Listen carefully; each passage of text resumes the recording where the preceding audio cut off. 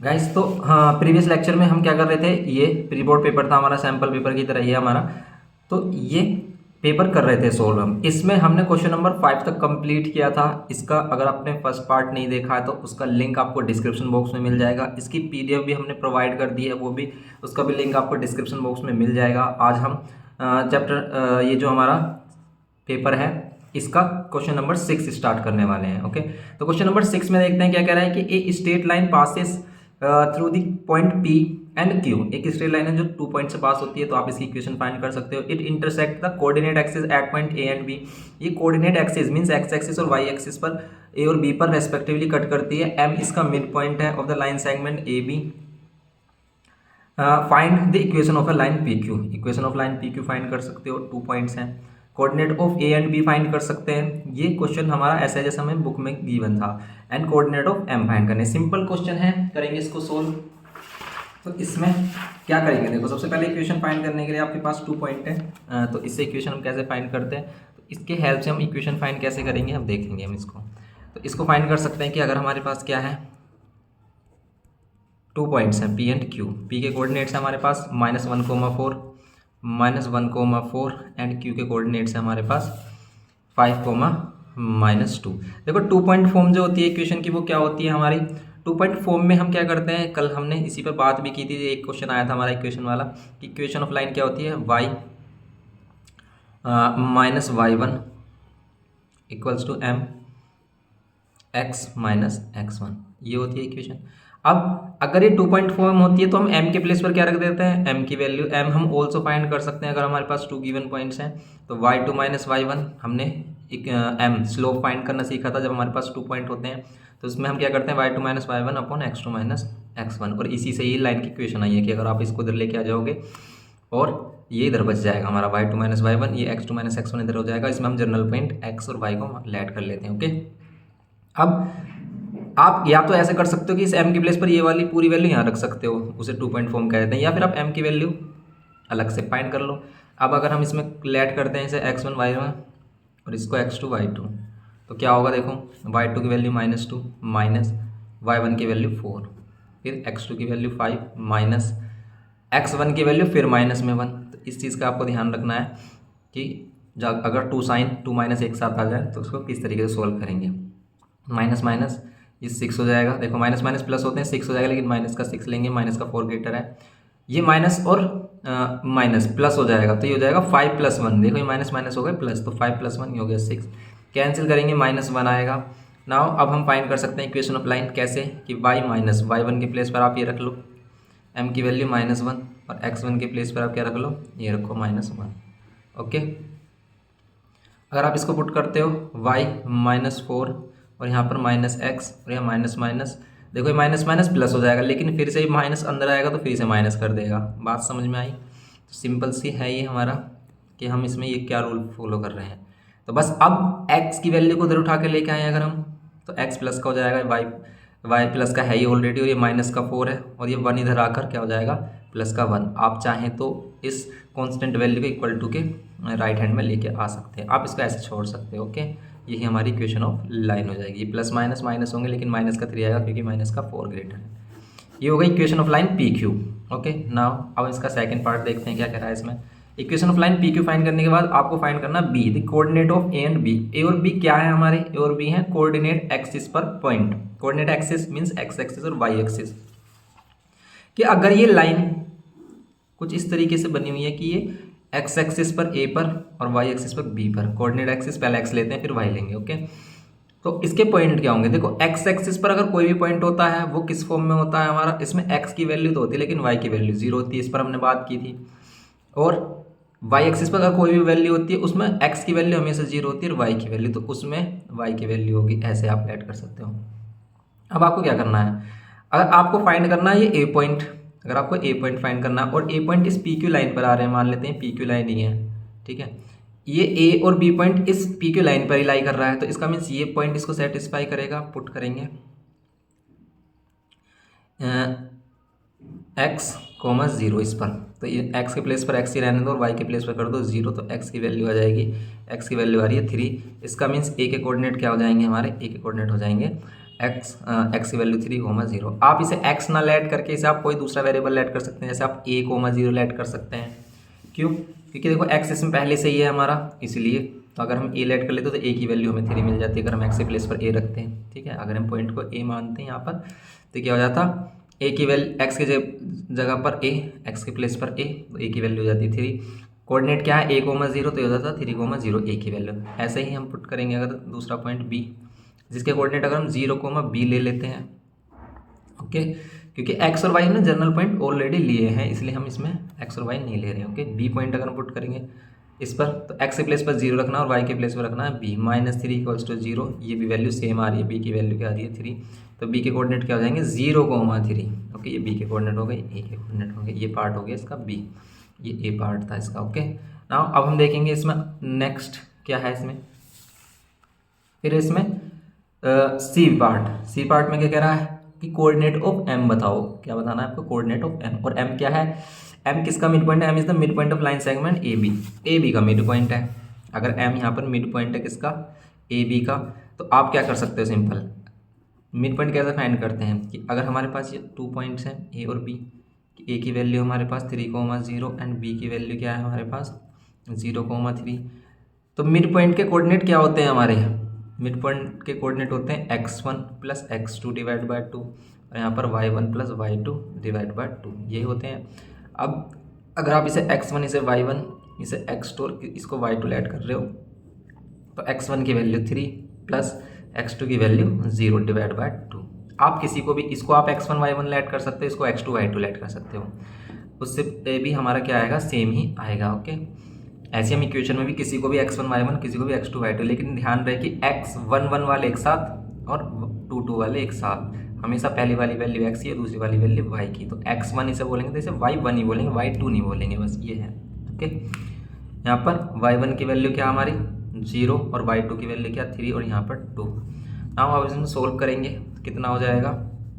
ये हो जाएगा 3 डिवाइड बाय 2 और ये भी 3 डिवाइड बाय 2। ठीक है, तो ये हो गया हमारे m के कोऑर्डिनेट। फिर इसमें और कुछ बोला है क्या इसने? नहीं, यही बस हमारा कंप्लीट हो जाता है इसका ये पार्ट। फिर इसमें सेकंड पार्ट है 6th का ही, कह रहा है कि प्रूव दैट। अब ये प्रूफ वाला क्वेश्चन आ गया, ये हमारा ट्रिग्नोमेट्रिकल आइडेंटिटी चैप्टर नंबर 21 से है ये। अब देखो इसमें ये क्वेश्चन थोड़ा सा अलग है, अगर आप इसे देख पा रहे हो तो इसमें देखो पावर इस टाइप से दी है हमें, sin to the power 6θ plus cos to the power 6θ, और बीच में प्लस भी है, बीच में माइनस होता तो हम इसमें कहीं ना कहीं इसे स्क्वायर में चेंज करके a प्लस बी और a - b यूज़ करते, लेकिन अब आप इसमें a plus B a - b भी यूज़ नहीं कर पा रहे हो। यहाँ पर भी देखो पावर 4 है, लेकिन यहाँ पर प्लस साइन है, क्योंकि अगर बीच में माइनस साइन होता है ना तो मोस्ट प्रोबेबली हम क्या यूज़ करते हैं? मोस्ट प्रोबेबली हम यूज़ करते हैं उसमें क्या? उसमें हम यूज़ करते हैं a प्लस बी और a - b, लेकिन यहाँ पर a प्लस बी और a - b यूज़ ही नहीं कर पा रहे हैं हम। अब इसमें क्या करेंगे हम? ओके, तो इसमें क्या करेंगे हम देखते हैं। ये +1 और इक्वल्स टू में क्या प्रूव करना है? 0 के इक्वल होना चाहिए ये। अब आपको इसमें कुछ लग रहा है कि हम इसमें क्या यूज़ करें? देखो ये पहले से साइन कोस में चेंज है, क्योंकि हम फर्स्ट स्टेप में क्या करते हैं कि देखते हैं क्वेश्चन को साइन कोस में चेंज कर लें तो वो हो जाएगा। ओके, तो साइन कोस में चेंज कर लें और वो हो जाए हमारा, तो ये भी चांस हो सकते हैं, लेकिन ये पहले से साइन कोस में। अब इसमें कोई आइडेंटिटी यूज़ करें, अब अगर हम इसको अंदर मल्टीप्लाई कर दें 2 को, यहाँ तरीके कुछ भी नहीं होने वाला। फिर आप क्या कर सकते हो? जैसे अगर आप यहाँ पर 3 की मल्टीप्लाई कर दो या 2 की मल्टीप्लाई कर दो, दोनों में से अगर हम sin to the power 4θ common भी ले लेते हैं तो कोई नहीं होने वाला कुछ भी इसमें। तो इसमें एक चीज़ तो हमें समझ में आ रही है कि हम इसमें क्या करें भाई, कि इसे हम चेंज कर ले क्या? अगर हम इसकी LHS साइड ले लेते हैं, इसे हम चेंज कर सकते हैं किसमें? a² मतलब sin² θ, और इसकी पावर कितनी? इसकी पावर 3 लिख सकते हैं हम किसको? sin 6θ को। फिर ऐसे ही कोस को लिखेंगे हम cos² θ और इसकी पावर ³ θ। इसमें a³ प्लस b³ वाली आइडेंटिटी यूज़ हो रही है। फिर यहाँ पर 3, और इसमें भी अगर हम करें क्या, इसमें यूज़ कर लें क्या कि sin² θ होल स्क्वायर, और यहाँ पर cos² θ होल स्क्वायर। ओके, इसको ऐसे लिख सकते हैं। ओके, क्योंकि आप यहाँ पर पावर को मल्टीप्लाई कर दोगे यही वैल्यू आएगी। तो हम जो नेक्स्ट स्टेप लिखते हैं ना, उससे पहले वाली जो प्रीवियस स्टेप है वो आनी चाहिए हमारी। ओके, तब होता है ये हमारा। अब इसमें देखेंगे क्या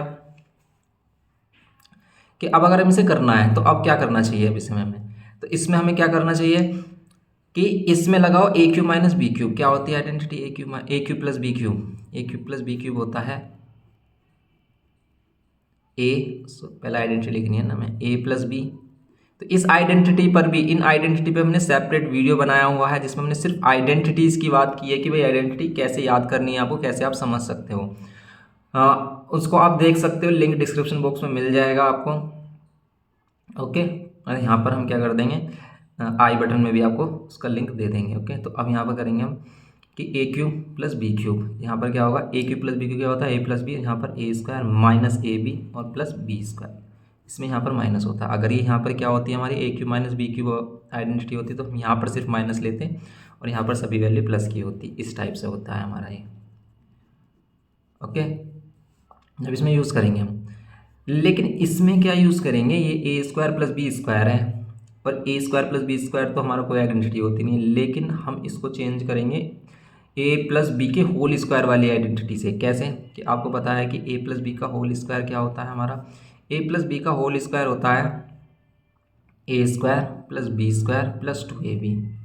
तो आप A square plus B square को अब क्या लिख सकते हो, 2ab को उधर लेके आ सकते हो, तो हम इसको लिख सकते हैं ए प्लस बी का होल स्क्वायर और माइनस 2ab। अभी आप कह रहे हो इतना दिमाग कौन लगाएगा, तो यहाँ पर बात वही चल रही है कि देखो यहाँ पर पावर बड़ी वाली आ रही है, हम कुछ भी नहीं कर रहे, साइन को उसमें हम चेंज नहीं कर पा रहे, मल्टीप्लाई डिवाइड नहीं कर पा रहे, कुछ किसी से कुछ नहीं हो रहा, तो हम आइडेंटिटी का ही यहाँ पर यूज़ करेंगे। तो उसी से देखते हैं कि कुछ होगा या नहीं। तो अब हम इसमें यूज़ करते हैं 2, इसके प्लेस पर क्या लिखेंगे, ए प्लस बी, ए की वैल्यू क्या है साइन स्क्वायर थीटा और फिर कोस स्क्वायर थीटा, ये हो गया ए प्लस बी। फिर ए स्क्वायर मतलब इसकी पावर 4 हो जाएगी, sign to the power 4 theta. और इसमें भी देखेंगे कि देखो sign to the power 4 theta बन रही है यहाँ पर, क्या इसका डायरेक्ट यूज़ हो पा रहा है क्या इसमें, इसको भी देख लेते हैं अभी। और फिर यहाँ क्या हो जाएगा ए स्क्वायर और फिर A B means sine square theta cos square theta, और फिर यहाँ पर क्या प्लस का बी स्क्वायर मतलब कोस टू द पावर 4 थीटा, ये हो जाएगा। ओके, फिर यहाँ पर माइनस, फिर ये 3। अब यहाँ पर करेंगे हम साइन स्क्वायर थीटा का होल स्क्वायर मतलब ये हो जाएगा ए स्क्वायर प्लस बी स्क्वायर। इसको अगर हम इस फॉर्म में चेंज करें या फिर नहीं चेंज करते हैं, अभी पहले हम देखते हैं कि भाई यहाँ पर ये 1 हो जाएगा क्योंकि sine square theta sine square A plus cos square है वही होता है 1, ये 1 हो जाएगा, बचेगा ये हमारे पास। फिर हम इसका क्या कर सकते हैं, इसका क्या कर सकते हैं, क्या यूज़ हो सकता है अगर हम इसको चेंज कर लें इस फॉर्म में, इसको अगर हम इस फॉर्म में चेंज कर लेते हैं तो यहाँ sign square theta cos square theta हो जाएगा, sign square theta plus cos square theta वो 1 हो जाएगा अंदर वाली वैल्यू, और यहाँ पर हो जाएगा माइनस का 2 साइन, यहाँ पर हो जाएगा हमारा माइनस का 2 sign square theta cos square theta, ये बनेगी हमारी वैल्यू। और फिर अगर हम इसमें 2 को अंदर लेके आते हैं, 2 को अंदर लेके आते हैं तो 2 यहाँ पर मल्टीप्लाई होगा तो ये वाली वैल्यू कैंसिल हो सकती है इसमें से। ठीक है, ये वाली वैल्यू कैंसिल हो जाएगी। फिर साइन स्क्वायर 4 थीटा और कोस स्क्वायर 4 थीटा बचेगा, फिर हमारा साइन स्क्वायर थीटा फिर कोस स्क्वायर 4 थीटा में फिर अगेन लगाएंगे हम। चलो देखते हैं इसको क्या हो सकता है इसमें अगर हम इसको चेंज कर लेते हैं, क्योंकि यहाँ sign to the power 4 theta और कोस टू द पावर 4 थीटा बच रहा था, तो फिर हम इसे डायरेक्ट ही ना कर लेते हैं कि मतलब 3 के अंदर मल्टीप्लाई कर लेते हैं। यहाँ पर जो हमारा क्या बचेगा 2 sign square theta cos square theta कोस पावर 4 थीटा वो कैंसिल हो जाता है यहाँ पर। हाँ, इसको आप ऐसे रहने दो, देखो इसमें ये वाली आइडेंटिटी लगाकर इसको आप ऐसे रहने देते हो अगर, तो देखो क्या होगा, यहाँ पर हो गया 1 बचेगा 2 और यहाँ पर ब्रैकेट में बची ये वाली वैल्यू। ठीक है, तो ये थोड़ा सा आपको सोचना होगा अगर कोई भी न्यू क्वेश्चन आता है तो। कोस टू द पावर 4 थीटा -3, यहाँ पर ये 1 तो नहीं होगा क्योंकि पावर 4 है, लेकिन आप इसमें अंदर मल्टीप्लाई कर सकते हो 3 ही, अंदर मल्टीप्लाई करके होगा क्या, देखो अब यहाँ पर देखो प्लस में 1 भी चल रहा है ये वाला।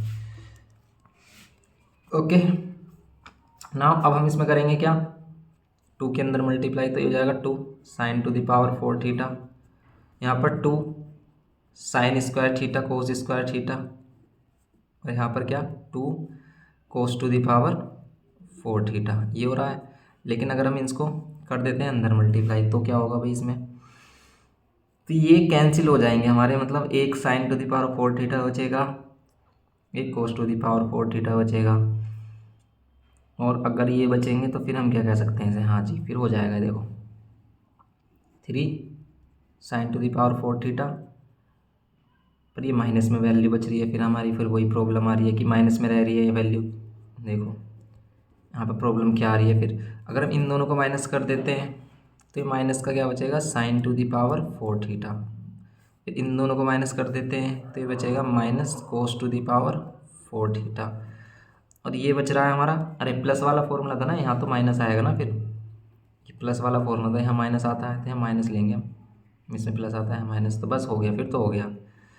अगर यहाँ माइनस आता है तो फिर क्वेश्चन हो गया हमारा, कैसे देखो अब इन दोनों को माइनस किया हमने साइन, ये 2 sin⁴θ था, ये 3 sin⁴θ था, दोनों को माइनस किया लेकिन माइनस का साइन आया, क्यों, क्योंकि माइनस का 3 sin⁴θ ग्रेटर है। ऐसे इन दोनों को माइनस किया, ये आ गया। अब ये बचा हमारे पास क्या है यहाँ पर, माइनस का 2 sin² और cos², और यहाँ पर ये +1 अलग से है ही हमारा।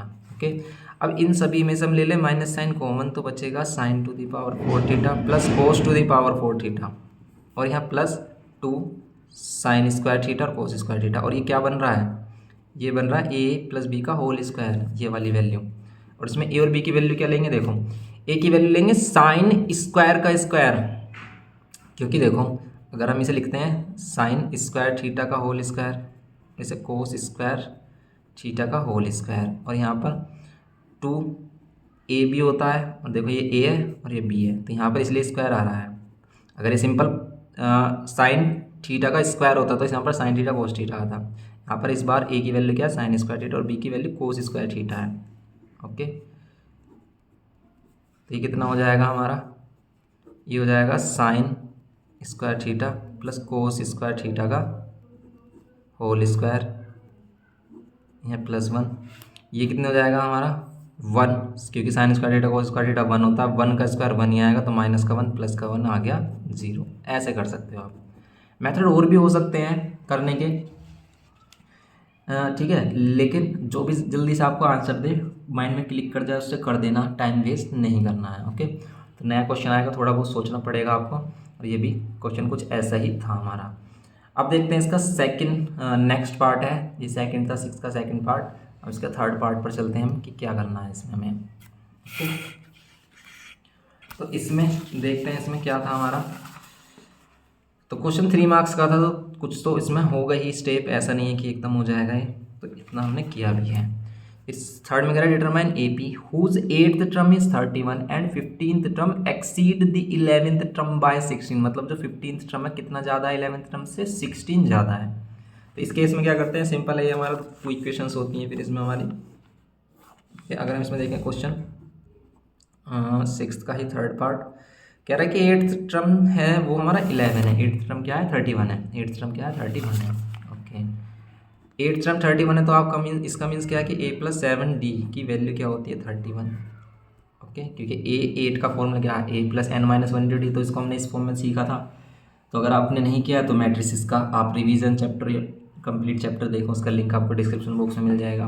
तो रिवीजन चैप्टर आपको एग्जाम मटेरियल वाले लिंक पर मिल जाएंगे, क्लास 10 एग्जाम मटेरियल 2023 क्लिक करोगे तो उसमें सभी रिवीजन वाले चैप्टर मिल जाएंगे। उसमें हमने इनके कॉन्सेप्ट की बात की है बेसिकली कि हम इसमें करते क्या हैं, वो चीज़ें जो ये चीज़ें हैं कि इसको A8 को a + 7d क्यों लिख रहे हैं, वो भी हमने उसी चीज़ में अच्छे से डिफाइन किया है। तो आप उसे देख सकते हैं अगर आपने नहीं देखा है तो। यहाँ पर भी कह रहा है कि इसका जो 15th टर्म है एंड इसका 15th टर्म एक्सीड है 11th टर्म से, या तो आप देखो इसे ऐसे सोच सकते हो कि जो 15th टर्म है वो कितना ज़्यादा है इसके 11th टर्म से, 16, कि अगर आप 11th टर्म में 16 ऐड कर दोगे तो ये इसके बराबर हो जाएगा, या फिर आप इसको इधर लेके आकर माइनस कर सकते हो कि अगर 15th टर्म में से 11th टर्म माइनस करोगे तो कितना बचेगा 16। ओके, अब A15 की वैल्यू आपको पता ही है क्या होगी, a + 14d माइनस A11 की वैल्यू होगी a + 10d। अब मैंने ब्रैकेट क्यों लगाया, ब्रैकेट मैंने फिर इसीलिए लगाया क्योंकि बाहर माइनस अंदर के साइन चेंज होंगे। अगर आप डायरेक्ट इसको लिख देते a + 10d तो यहाँ पर मिस्टेक हो जाती है, क्योंकि आप d के साथ माइनस साइन ही नहीं लगाते, क्योंकि आप दोनों के साथ माइनस साइन आएगा। अब करेंगे देखो a से a कैंसिल, 14d से 10d कैंसिल करेंगे तो 4d यहाँ 16, और d की वैल्यू कितनी आ रही है 4 4 से 16, d की वैल्यू 4 आ गई। d की वैल्यू अगर 4 आ गई तो अब हम यहाँ पर पुट करेंगे किसमें, फर्स्ट इक्वेशन में या फिर सेकेंड इक्वेशन। हम तो नहीं बन रही, तो हम फर्स्ट इक्वेशन से करेंगे। तो फ्रॉम इक्वेशन फर्स्ट, तो फ्रॉम इक्वेशन फर्स्ट से अगर हम करते हैं यहाँ पर, तो ये क्या आ रहा है हमारा a प्लस 7d। तो 7 और d की वैल्यू क्या लेंगे हम, 4 इक्वल्स टू कितना 31, ये हो जाएगा a, और ये 28 और इक्वल्स टू 31। 28 माइनस कर देंगे इधर 31 में से, तो कितना मिलेगा हमें, ये आ जाएगा हमारे पास 2 और 1 3। ठीक है, a की वैल्यू आ गई 3। तो AP क्या हो गई, AP बनाने के लिए हम स्टार्टिंग के 3 टर्म या 4 टर्म बता सकते हैं। AP कैसे बनेगी, ए भी बनती है a, फर्स्ट टर्म फर्स्ट ही होता है, सेकंड टर्म के लिए a plus D 1d, a plus 2d and so on, इस टाइप से करते हैं।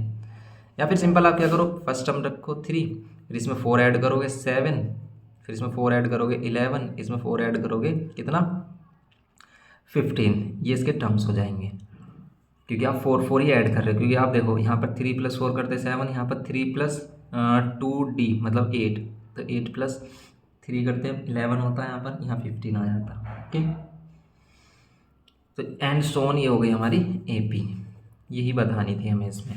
तो सिंपल क्वेश्चन था ये भी हमारा, इजीली से आप कर सकते थे इसे। नेक्स्ट क्वेश्चन देखेंगे हम इसमें, क्वेश्चन नंबर 7 पर आ जाते हैं।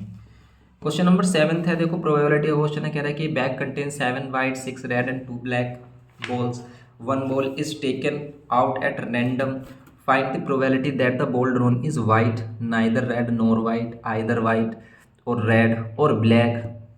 ठीक है, अब ये क्या है, आइदर वाइट और रेड और ब्लैक, इसमें आप थोड़ा बहुत कंफ्यूज हो गए होंगे। तो इसकी बात कर लेते हैं कि ये आइदर वाला केस है क्या, इसमें क्या कहना चाह रहा है वो। तो सिंपल है, देखो क्वेश्चन कह रहा है कि 7th में कि प्रोबेबिलिटी जिसमें आपको बतानी है, वाइट बॉल है कितनी 7, रेड बॉल है 6 एंड ब्लैक बॉल है कितनी 2। टोटल बॉल्स कितनी हो गई हमारी, टोटल बॉल्स हो गई 7 और 6 13 और 2 15। ओके, 15 टोटल बॉल्स हैं हमारी। अब ये कह रहा है कि 1 बॉल सेलेक्ट करनी है, फर्स्ट में प्रोबेबिलिटी बतानी है आपको किसकी, कि वाइट बॉल की प्रोबेबिलिटी, ये आपने इजीली बता दी होगी। प्रोबेबिलिटी ऑफ वाइट बॉल कितनी है 7 आउट ऑफ 15, तो यही इसकी प्रोबेबिलिटी है। फिर बात आ रही है कि आपको क्या बताना है, ना इधर रेड नोर वाइट, ना तो रेड हो ना ही वाइट हो, तो मतलब रेड और वाइट को हटाकर क्या बची ब्लैक, तो ब्लैक बॉल की प्रोबेबिलिटी बतानी है इसमें। ना इधर रेड नोर ब्लैक, वाइट का मतलब क्या है यहाँ पर, ठीक है, ना इधर रेड नोर वाइट का मतलब क्या है कि ना रेड हो ना वाइट हो, तो इसका मतलब ब्लैक बॉल हो, तो ब्लैक बॉल की प्रोबेबिलिटी 2/15 सिंपल। लेकिन अब बात करें इसमें थर्ड वाली पार्ट की, इसका ये क्या कह रहा है कि आइदर वाइट और रेड और ब्लैक, या तो रेड हो ब्लैक हो या वाइट हो, मतलब ये तो कह रहा है कि कोई सी भी होनी चाहिए। इसका मीन्स ये है कि सभी बॉल्स के लिए, ऑल बॉल्स की प्रोबेबिलिटी यहाँ पर फाइंड करने के लिए कह रहा है। तो यहाँ पर आपको क्या करना है, ऑल बॉल की प्रोबेबिलिटी बतानी है कि आइदर रेड ब्लैक और वाइट, तो मतलब आप कोई सी भी बॉल होनी चाहिए, तो सभी में से कोई सी भी बॉल हो सकती है, तो मीन्स इसकी प्रोबेबिलिटी आएगी 1, क्योंकि टोटल में कितनी बॉल्स हैं 15, वाइट रेड ब्लैक कोई भी हो सकती है, तो अपॉन में 1, तो इसकी प्रोबेबिलिटी होगी 1। सिंपल क्वेश्चन था बिल्कुल। अब ये कह रहा है कि 4 right circular cylinder cylindrical vessel each having diameter 21 centimeter and height 38 centimeter are full of ice cream. The ice cream is to be filled in cones of a height 4 centimeter and diameter 7 centimeter having a hemispherical shape on the top. Find the total number of such cones which can be filled with ice cream. Okay, ये अब यहाँ पर ये 4 कह रहा है, अगर ये कि 4 right circular cylindrical vessel each having diameter, अच्छा 4 हमारे पास राइट सर्कुलर यहाँ है सिलेंड्रिकल वेसल हैं, तो 4 ही है यहाँ पर, तो हम 4 ही लेंगे, मतलब 4 की वॉल्यूम, मतलब उसमें कितनी आइसक्रीम आएगी जितनी 4 की वॉल्यूम होगी सिंपल। तो इनमें कितना, किसी चीज़ में कितनी कैपेसिटी होती है इसकी, जितना उसकी वॉल्यूम होती है, तो वॉल्यूम को हम क्या कहते हैं, उसकी कैपेसिटी कहते हैं। तो सिंपल है ये भी क्वेश्चन। देखो आप, ये कह रहा है कि आपके पास ये सिलेंड्रिकल वेसल हैं जिसमें आइसक्रीम है। ओके, ऐसे 4 सिलेंड्रिकल वेसल्स हैं, इसमें से आपको आइसक्रीम के कोन्स फिल करने हैं। कोन्स कुछ इस टाइप से हैं कि वो कोन है और ऊपर एक हेमिस्फेरिकल टॉप भी आपको बनाना है फिल करने के बाद। ओके, तो आपने देखा होगा ये इस तरीके से जो आइसक्रीम कोन्स हैं इस तरीके से फिल की जाती हैं। अब ये कह रहा है जो सिलेंड्रिकल है हमारा वो उसका डायमीटर 21 सेंटीमीटर है एंड द हाइट, और किसकी है हमारा हाइट कितनी है हमारी 38 सेंटीमीटर है, हाइट कितनी है 38 सेंटीमीटर है। Okay, are full of ice cream, ये फुल है आइसक्रीम से, the ice cream is to be filled in cones, इसको कोन में फिल करनी है जिसकी हाइट हमारी कितनी है, fill in cones of height 12 centimetre and diameter 7 centimetre. इसको जिस कोन में फिल करना है उसकी हाइट कितनी है 12 सेंटीमीटर एंड डायमीटर कितना है 7 सेंटीमीटर, ये डायमीटर कितना है 7 सेंटीमीटर है। अभी कह रहा है कि ऐसे अगर 4 सिलेंड्रिकल वेसल्स हैं, 4 ऐसे आइसक्रीम क्या है आपके पास सिलेंडर्स हैं, उससे कितने कोन्स फिल किए जा सकते हैं। तो बस इनकी वॉल्यूम हम इक्वल रखेंगे। अब देखो एक की जो वॉल्यूम होगी वो क्या होगी पाई आर स्क्वायर एच, ऐसी 4 की वॉल्यूम क्या हो जाएगी 4 से मल्टीप्लाई कर देंगे, ये किसके इक्वल होगी इसके n। ये एक कोन की वॉल्यूम कितनी होगी, देखो एक कोन की वॉल्यूम होगी कि इसमें हम कोन की वॉल्यूम जो होती है 1/3 pi R square H plus hemisphere की वॉल्यूम 2/3 पाई आर क्यूब ये होती है। इसको मल्टीप्लाई कर देंगे किससे, इसको मल्टीप्लाई कर देंगे n से, क्योंकि हमें n ही फाइंड करना है कि कितने कोन्स फिल हो सकते हैं। सिंपल। अब देखो सोल्व किस तरीके से करेंगे, सोल्व करेंगे सिस्टमेटिकली। इसकी रेडियस हम कैपिटल R ले लेते हैं, इसकी रेडियस हम कैपिटल H ले लेते हैं जो हमें गिवन है इसमें। इसकी जो रेडियस होगी हमारी वो कितनी होगी, इसकी रेडियस होगी 21/2, हाफ कर लेंगे डायमीटर का। ऐसे इसकी जो हाइट है वो कितनी होगी हमारी 12 सेंटीमीटर, लेकिन इसकी रेडियस हम ऐड कर लेंगे 7/2। ओके, ये है हमारे पास। अब इसमें अगर हम देखें कि ये वाली वैल्यू हम इधर लेके आ सकते हैं, ये वाली वैल्यू इधर लेके आएंगे,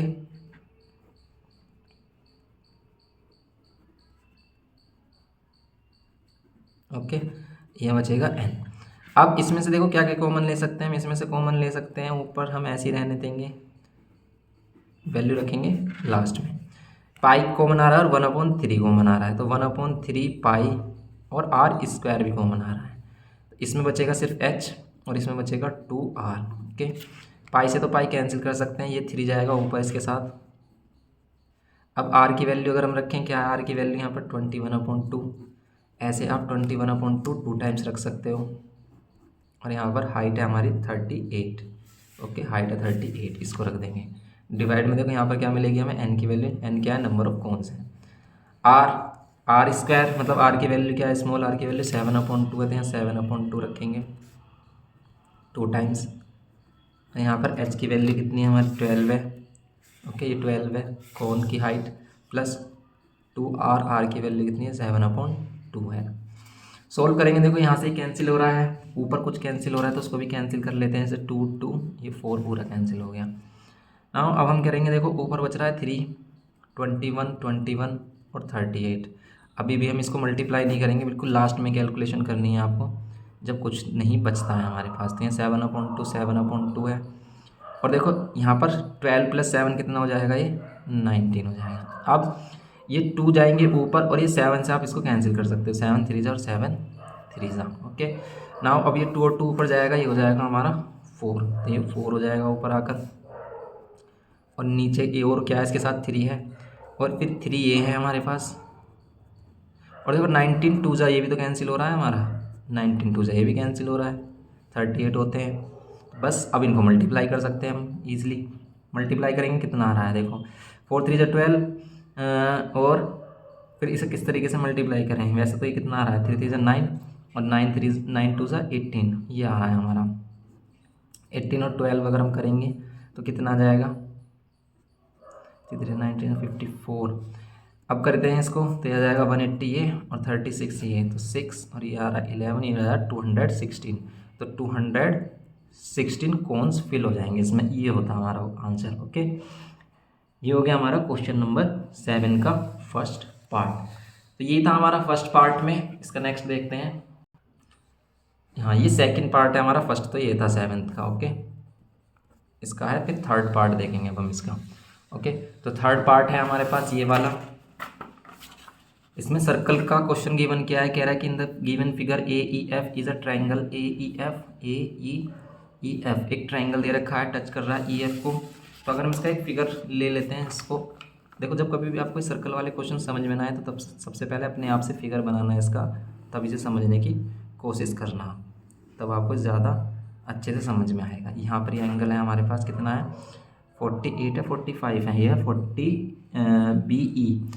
बी ई सी है 48।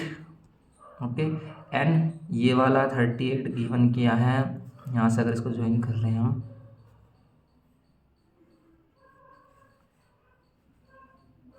ये हमारा कितना है 32 बी डी सी। और क्या गिवन किया है इसने, बी डी सी गिवन किया है, और D C F, D C और एफ ये वाला एंगल गिवन किया है इसने। ये वाला पूरा एंगल कितना है, 30 डिग्री। अब हम इसमें फाइंड क्या करना है, इसमें ये 3 एंगल्स गिवन किए हैं और कुछ डायमीटर वगैरह है क्या। Touches E F at C and cuts A E and A F at B and D, कुछ वो नहीं बताया इसने कि इसमें सर्कल है, सर्कल का मतलब सेंटर वगैरह नहीं है यहाँ पर कुछ भी। ओके, बस ये नॉर्मली कट कर रहे हैं इस टाइप से। अभी कह रहा है कि एंगल बी सी ई ये वाला, अच्छा ए है ये, तो बी सी ई कहाँ है, बी सी ई ये है, ये वाला पॉइंट, तो बी सी ई ये वाला एंगल बताना है आपको, B C E. And C A D बताना है, सी ए डी कहाँ है, सी ए डी ये वाला एंगल बताना है आपको कितना होगा। एंड ए सी बी बताना है, ए सी बी ये वाला एंगल बताना है आपको, ए सी बी।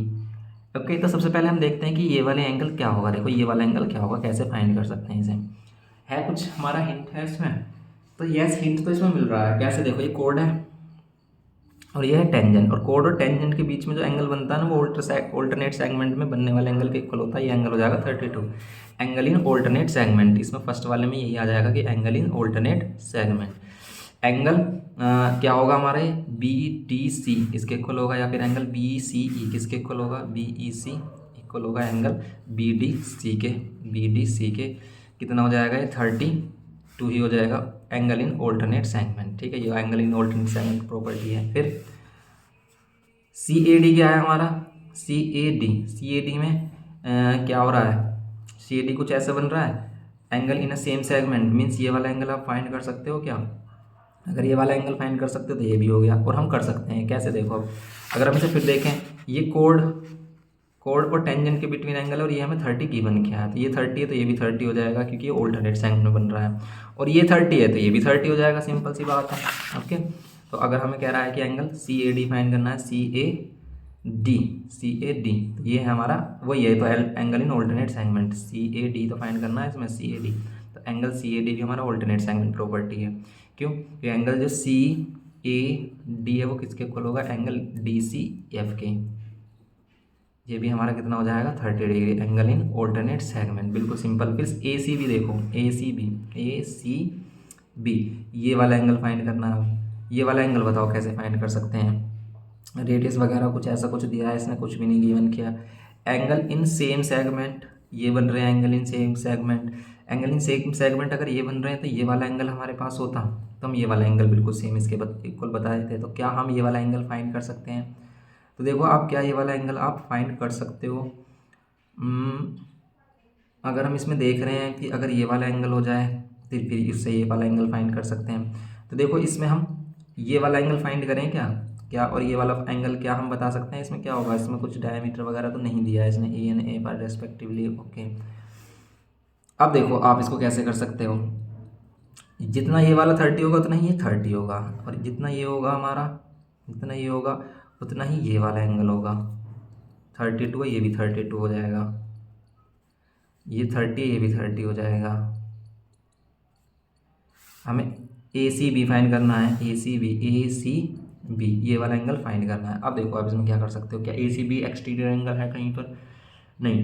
देखो अब इसमें हम कर तो सकते हैं, इसमें बहुत सारी चीज़ें हैं करने के लिए। कैसे कि ये वाला एंगल 48 है, ये 32 है, आप ये वाला कंप्लीट एंगल फाइंड कर सकते हो।